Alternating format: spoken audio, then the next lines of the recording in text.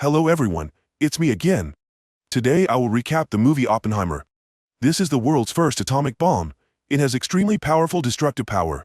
Its creator is a scientist named Oppenheimer. He created 3 atomic bombs, one for testing, and the other 2 were dropped on Japan, ending World War II, forcing Japan to surrender unconditionally.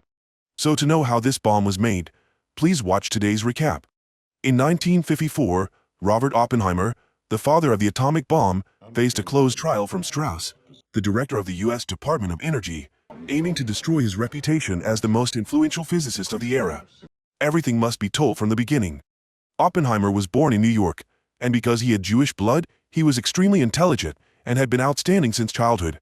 In 1924, when Oppenheimer was 22 years old, he excelled as a student at Cambridge University.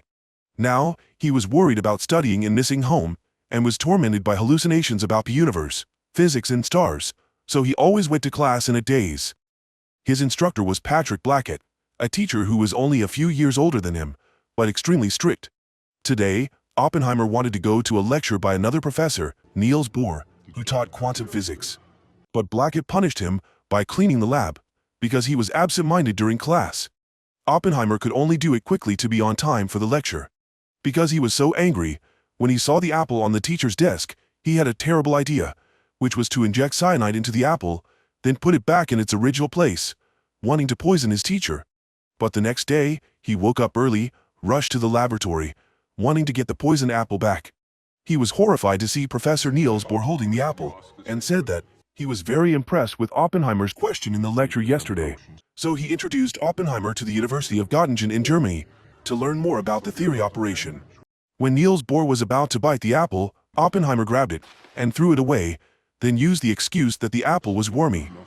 Finally, he completed his doctorate in Germany and became friends with a fellow scientist, Rabbi. He said that in Germany, scientists were not welcomed because most of them were of Jewish origin. After that, Oppenheimer returned to his country, started working as a lecturer at Berkeley University, teaching quantum theory. There, he met Dr. Laren, who was building a machine in the lab.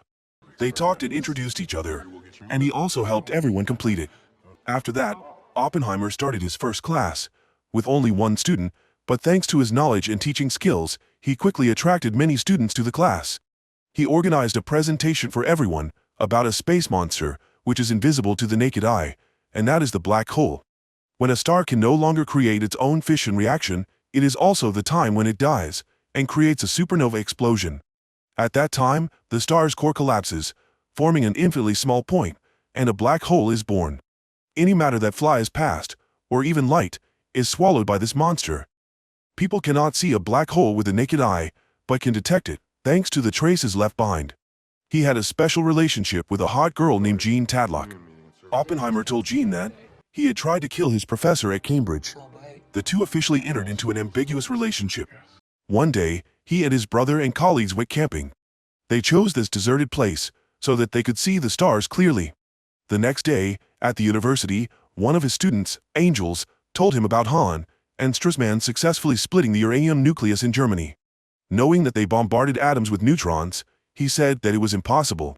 But very quickly, he realized that in the process, neutrons evaporated and could be used to split uranium atoms. He immediately thought of an atomic bomb. That night, Oppenheimer invited Jean to a party, but she did not want a formal relationship with him, and through the bouquet of flowers, he gave her into the trash. One day, Richard and Dr. Bohr came to congratulate him on the publication of his paper on black holes. But at this time, the news of Hitler's invasion of Poland was also widespread. On the other hand, Oppenheimer once met Kitty, a married woman, who was also a member of the Communist Party. He was struck by love at first sight with her.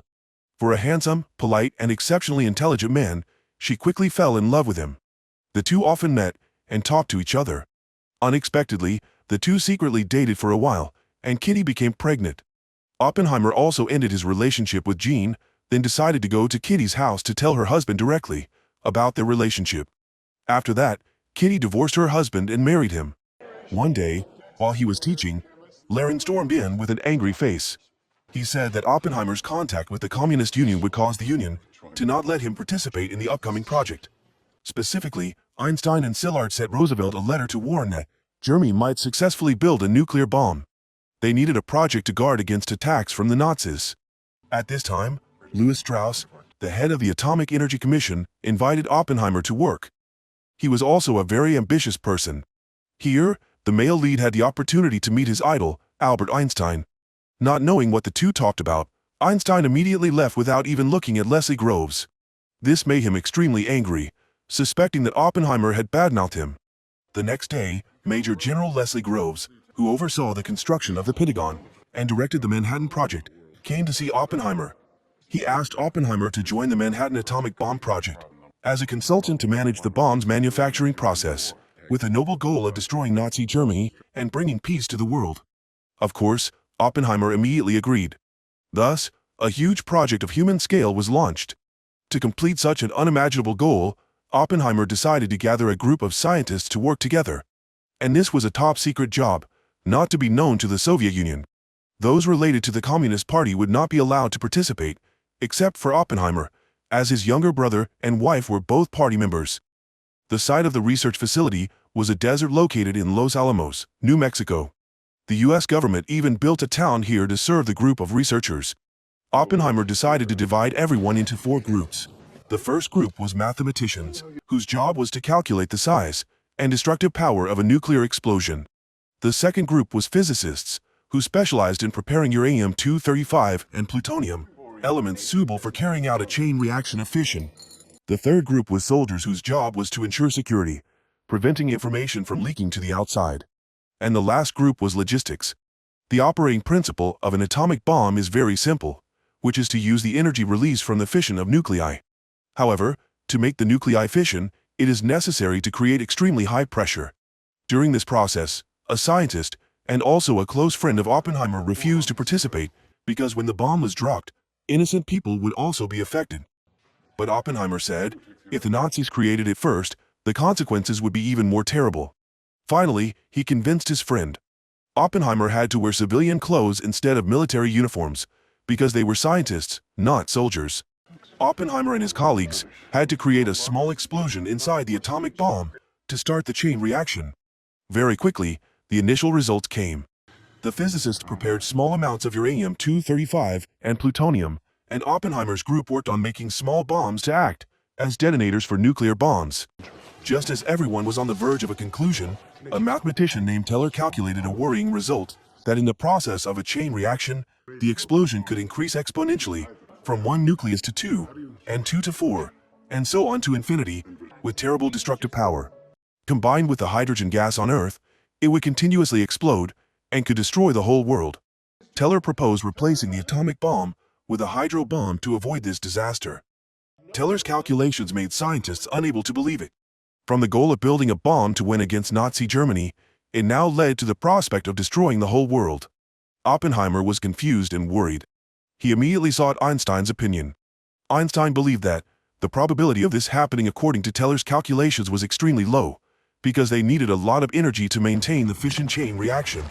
But what if it still happened? If he was afraid, Oppenheimer could stop what he was doing. After returning, Oppenheimer said that Teller's equation was wrong, so he rejected Teller's proposal to build a hydro bomb. But he did not know that he had been hated by the mathematician. Teller left the project, despite Oppenheimer's efforts to keep him. Thus, the Manhattan Project began in 1939, employing more than 4,000 scientists and 130,000 workers, costing nearly $2 billion, equivalent to more than $30 billion today. It was completed, a spherical bomb with a core of plutonium, produced with great care, by bombarding U-238 with subatomic particles. The U-238 atoms, absorbing a subatomic particle, caused a series of nuclear changes. The shell was a special chemical explosive, used to trigger nuclear fission. Now all that was left was to test the bomb and complete the mission. They transported the bomb to a desert in New Mexico, carefully placing it on a 20-high tower, so that its explosive power would be at its peak, because it would not be obstructed by the terrain. The observatory was divided into 4 directions, about 20 kilometers away, so that the explosion could be observed best. July 16, 1945, was set as the day of the test, and Oppenheimer called it Trinity, because he and his colleagues had built 3 atomic bombs. However, that day a rather large storm came, making everyone extremely worried. Oppenheimer was still very confident. He knew that the storm would pass the next morning. As he said, everyone finished preparing, and it was already night. The people below began to lie down in the shelter, while the group on the tower put on welding goggles to avoid the light burning their corneas. As soon as the bomb switch was turned on, a terrible explosion immediately occurred. Even though they were very far away, the shock wave from the explosion still spread, causing dust to fly everywhere. Oppenheimer gaped at the scene before him, with an expression that was unclear whether it was joy or fear, because he had created a real hell on Earth. Regardless of his hidden thoughts, everyone gathered to celebrate this success that was recorded in history. Oppenheimer's career was also at the peak of glory. The US government also confiscated the remaining 2 atomic bombs, thinking that they were about to overthrow Nazi Germany and open up a new peace for humanity, but everyone was surprised by the German surrender. And the leader Hitler had sacrificed himself. The 2 bombs became useless. They could not attack the Soviet Union, and if left for too long, they will be expired. Unexpectedly, the Japanese fascists suddenly attacked Pearl Harbor, killing the entire US Pacific Naval Fleet. US President Thomas decided to give these 2 bombs to Japan. Representatives of the 2 cities of Hiroshima and Nagasaki stood up to receive them on August 6 and 9, 1945. The terrible disaster of the mushroom cloud, which took the lives of more than 200,000 people, and many more deaths later, due to the effects of radiation, forced the Japanese fascists to surrender unconditionally. While the Americans were celebrating their victory, Oppenheimer was filled with regret. Standing before the crowd cheering and praising him for successfully leading the Manhattan Project, he could not even smile. The guilt of a hell on earth that he had caused for the innocent Japanese people still haunted him day after day. Because of his great contributions, he was soon granted an audience with President Truman. He told Oppenheimer to continue to operate and develop the Los Alamos facility into a nuclear research center, ensuring that he would not have to bear any responsibility for its destructive power. But he did not agree, and even suggested that Truman limit the use of nuclear weapons. Thinking that Oppenheimer was weak, the president stopped talking to him. Later, he stood up and called on the scientific community to put pressure on the US government not to let them act arbitrarily, considering human lives as trash. However, in the context of the tense Cold War with the Soviet Union, his stance became controversial. The government suspected Oppenheimer because he was accused of having links with the communist left because of his love affair with a member of the Communist Party USA, not to mention that both his wife and brother were party members. The Energy Agency chairman Strauss immediately took advantage of these accusations, coming up with a plan to destroy his reputation. This would open up Strauss's political path. Through a simple administrative procedure, Strauss sent the accusation of Oppenheimer's treason to the FBI. He quickly appealed. Strauss immediately appointed a panel with Roger Robb as prosecutor. This was a closed hearing, so no reporters or evidence could be used against them. Associates, who had had previous grudges against Oppenheimer, were also invited. Teller, bitter about his rejection of his hydrogen bomb plan, testified that he lacked confidence in Oppenheimer. The result was already predetermined. The panel revoked his security clearance. The plan to bring him down had succeeded, damaging his public image and limiting his influence on nuclear policy. However, Strauss's plan soon backfired when Colonel David Hill testified against him. David Hill also revealed Strauss's personal agenda against Oppenheimer, a petty grudge 6 years earlier. Thanks to this, Oppenheimer escaped charges of treason against the United States. However, the judges unanimously found him untrustworthy and unfit to participate in the country's top-secret projects. After losing in the trial, Strauss was denied an important cabinet position by the Senate. In 1963, President Johnson awarded Oppenheimer the Enrico Fermi Award, in a gesture of political rehabilitation, and his reputation is also evident. In a flashback, Oppenheimer and Albert Einstein talking in 1947, Einstein told him that it was his turn to face the consequences of his achievements. Oppenheimer closed his eyes and saw the image of fire covering the planet's surface, forming a ring of fire that burned the Earth. The movie ends here. Scientist Oppenheimer's original wish was to end the war, so that many people could escape suffering. But when the experiment was successful, he did not expect that he himself had brought the door to hell to earth. Even though he had achieved great success, was he happy with his creation? The answer is probably only known to him. Thank you very much for your support, so that the channel can develop as it is today. If you find it interesting, please give me a like and a comment about this movie. Especially, please subscribe to the channel to follow my movie recap. See you again, my dear friends.